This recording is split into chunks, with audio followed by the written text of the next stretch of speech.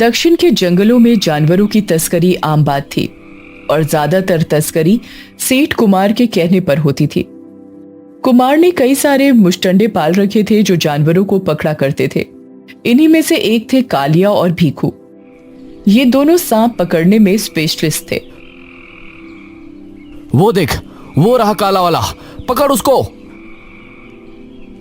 पकड़ लिया। इन दोनों ने इतने सारे सांप पकड़े थे कि अब इन पर सांप के डसने का भी असर नहीं होता। ये दोनों सांपों से खेला करते थे। जब भी भीखू और कालिया अपनी गठरी लेकर कुमार के पास पहुंचते तो कुमार उन्हें हर सांप के 2000 रुपए देता है। आज हमने 7 सांप पकड़े हैं। अरे वाह, बहुत अच्छे, ये लो तुम्हारे 14,000। एक दिन सेठ कुमार के पास एक विदेशी आया। मुझे एक अलग किस्म का सांप चाहिए। मेरे पास हर किस्म का सांप है, ब्लैक माम्बा, कोबरा, आप अपनी पसंद से सेलेक्ट कर लो सर। मुझे ये सब नहीं चाहिए। तो फिर? मुझे ऐसा सांप चाहिए जिसके सर पर मणि हो। क्या सर, ऐसा सांप थोड़ी होता है जिसके सर पर मणि हो। ये सब तो सिर्फ फिल्मों में ही दिखाते हैं। होता है, मैंने खुद देखा है। आज से 10 साल पहले मैं इस जंगल में अपने दोस्तों के साथ था जब हमारा सामना 2 सांपों से हुआ। एक सांप के सिर पे मणि था।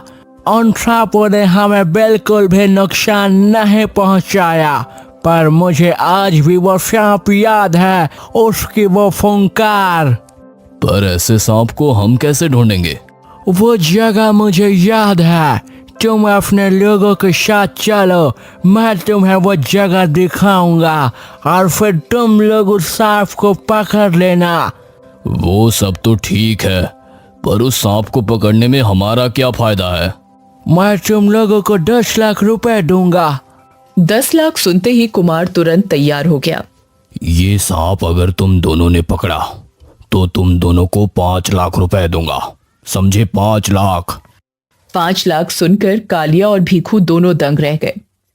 फिर वो फिरंगी कुमार और उसके आदमियों को उस जंगल में ले गया। ये वही जगह है जहां मैंने वो सांप देखा था। कालिया और भीखू, तुम दोनों समझ ही गए होगे तुम्हें क्या करना है। हाँ भाई। सर, आपको जल्दी आपका सांप मिल जाएगा, आप बस मेरे पैसे तैयार रखना। ठीक है।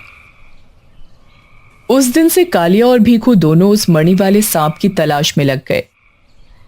तुझे क्या लगता है, ऐसा मणि वाला सांप होगा क्या? पता नहीं रे, मैंने फिल्मों में बहुत देखा है ऐसा सांप, पर जिंदगी में कभी नहीं देखा।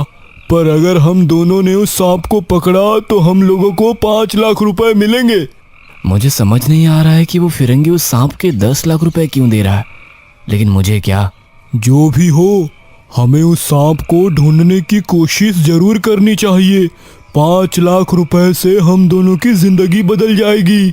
हाँ, और मैं अपनी माला के साथ शादी करके सुखी जीवन बिताऊंगा। तू और तेरी माला। हर रात कालिया और भीखू उस सांप की तलाश में सारा जंगल छान मारते हैं। अब तो मुझे यकीन हो गया है कि ऐसा कोई सांप ही नहीं है। देख, आज आखिरी रात देखते हैं। आखिर 5 लाख रुपयों का सवाल है, वरना भाई को बोल देंगे कि ऐसा कोई सांप नहीं है। ठीक है। वो रात पूर्णिमा की रात थी और आकाश में चांद पूरा था। चांदनी की रोशनी में भीखू और कालिया सांप की तलाश कर रहे थे। जब वो लोग चलते चलते एक गुफा की ओर पहुंचे तो उन्हें भीतर से रोशनी दिखाई दी। यहाँ इतनी रोशनी कैसे? शायद अंदर कोई है। जब दोनों अंदर गए तो चौंक गए। वहां एक बड़ा सा सांप एक शिवलिंग के पास बैठा था। उस सांप के सिर से रोशनी चमक रही थी। ये वही सांप है, पकड़ उसे। इससे पहले कि भीखू उस सांप को पकड़ता, उस सांप ने अपनी आंखें खोली और सांप ने भीखू को फुर्ती से जकड़ लिया। कालिया उसकी मदद करने जा ही रहा था कि आसपास से बहुत सारे सांप कालिया की ओर बढ़ने लगे। अपनी जान बचाने के लिए कालिया गुफा से बाहर भागने लगा। वो सारे सांप कालिया का पीछा कर रहे थे। कालिया भागते भागते कुमार के पास पहुंचा। वो सांप, वो सांप। क्या तुझे वो सांप मिल गया? उस सांप ने भीखू को मार दिया। क्या? कालिया कुमार को सारी बातें बता ही रहा था कि बहुत से सांप उनकी ओर बढ़ने लगे। पीछे देख, सांप! भाग कालिया! कुमार और कालिया दोनों अपनी जान बचाने के लिए यहाँ वहां भागने लगे कि तभी अचानक उन्हें वो फॉरेनर मिला। कुमार और कालिया दोनों उसकी जीप में चले गए। यू टर्न ले, जल्दी कर। लेकिन क्यों? अबे तू यू टर्न ले, वरना कोई भी जिंदा वापस नहीं जाएगा। फॉरेनर ने गाड़ी का यू टर्न मारा तो पीछे मणि वाला सांप खड़ा था। उस सांप को देखकर तीनों डर गए। सांप की मणि चमकने लगी और उस मणि से ढेर सारे सांपों की बारिश होने लगी। सारे सांप जीप की ओर बढ़ने लगे। सांपों ने चारों ओर से जीप को घेर लिया और एक एक करके मणि वाले सांप ने तीनों को डस लिया। तीनों के मरते ही सारे सांप उस मणि में समा गए और मणि वाला सांप वापस अपनी गुफा में चला गया। हर वो इंसान जिसको मणि वाले सांप के बारे में पता चलता है, उसकी मौत निश्चित है। मणि वाला सांप एक रहस्य है और रहस्य ही रहेगा।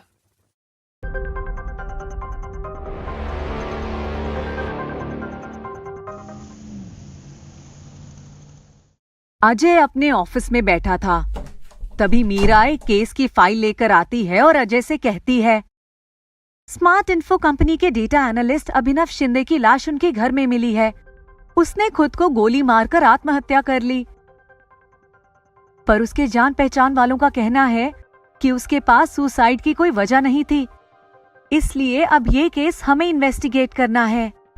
अजय हाँ में सर हिलाता है और दोनों क्राइम सीन पर जाते हैं।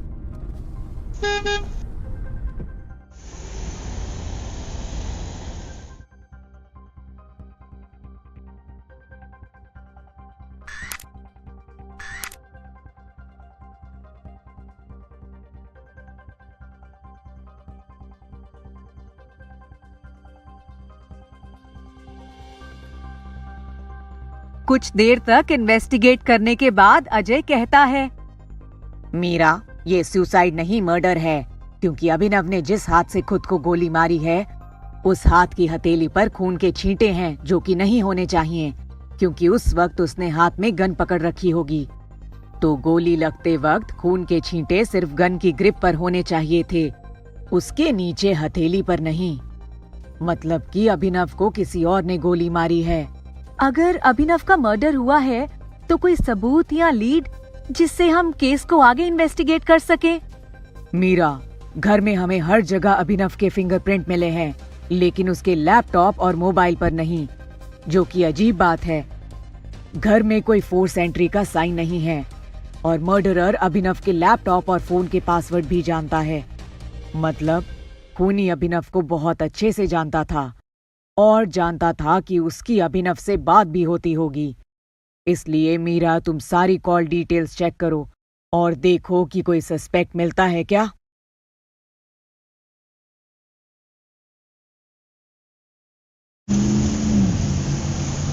मीरा अभिनव की सारी कॉल डिटेल चेक करती है। अजय को एक फाइल देते हुए कहती है, मरने से पहले अभिनव 2 लोगों से लगातार कांटेक्ट में था। पहला सार्थक, जो उसी की कंपनी का मालिक है, और दूसरी समीरा है, जो एक दूसरी कंपनी में डेटा मैनेजर है। हमारे पास सस्पेक्ट हैं, पर एक प्रॉब्लम है।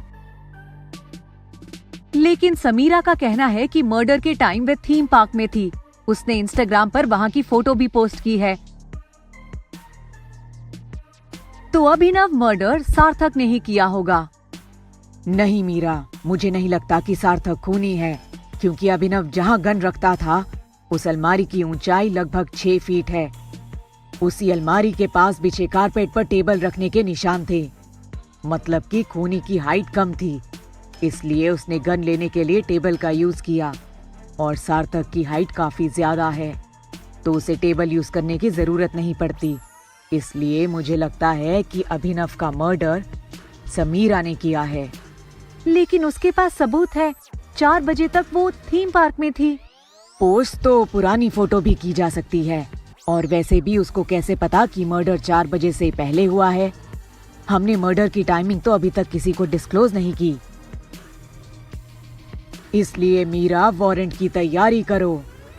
फिर जब अजय समीरा को पुलिस के साथ गिरफ्तार करता है तो वे अपना जुर्म कबूल करती है और कहती है, अभिनव मेरे लिए काम करता था। वे उसकी कंपनी से डाटा चुराकर मुझे देता था, लेकिन वह ज्यादा लालची हो गया था और मुझे ही ब्लैकमेल करने लगा था, इसलिए मैंने उसे मार दिया।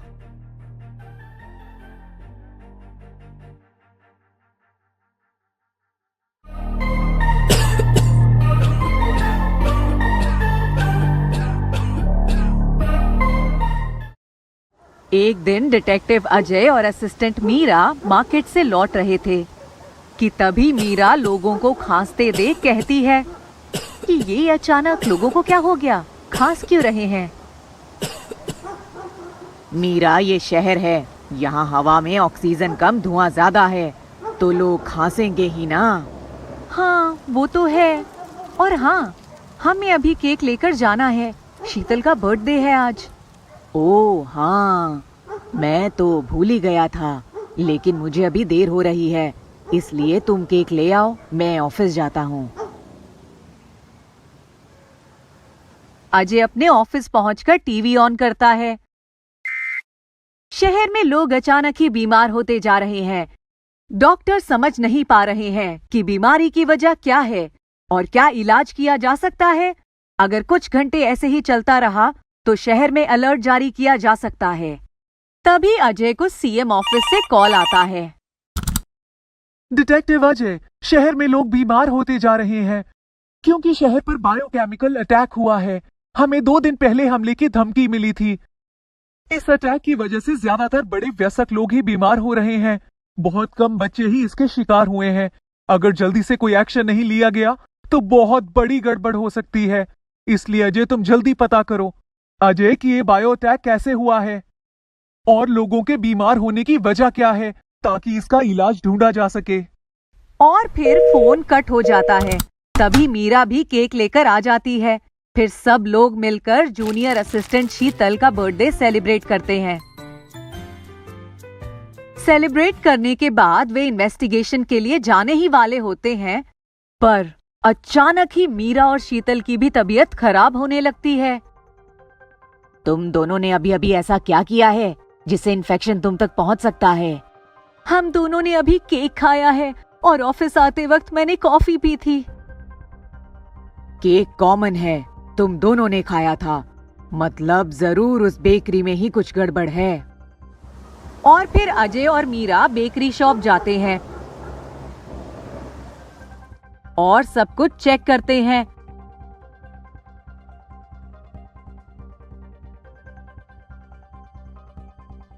पर उन्हें कुछ भी नहीं मिलता।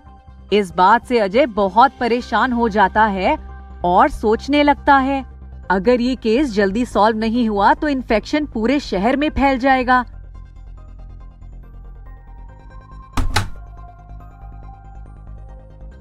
अजय परेशान बैठा था कि तभी अचानक उसे कुछ याद आया और मीरा से कहता है, मीरा, तुम्हें याद है जब हम बेकरी जा रहे थे तब बीच में एक बैंक आया था। उस बैंक के एटीएम में 2 आदमी पैसे डालने के लिए गए थे और उन्होंने प्लास्टिक रेनकोट और गैस मास्क पहना हुआ था। अभी तो बारिश का मौसम भी नहीं है और एटीएम में पैसे डालने के लिए प्लास्टिक रेनकोट और गैस मास्क की क्या जरूरत?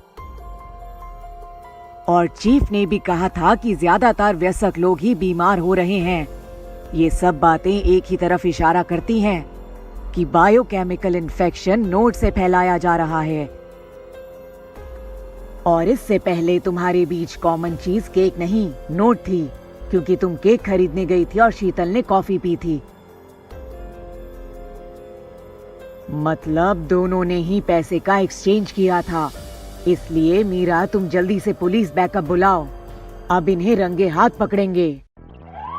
कुछ देर में ही पुलिस आती है और बैंक के लोगों को पकड़ लेती है जो इस बायोकेमिकल अटैक में शामिल थे, और उनसे पूछताछ कर जल्द ही इस अटैक के मास्टरमाइंड को भी पकड़ लिया।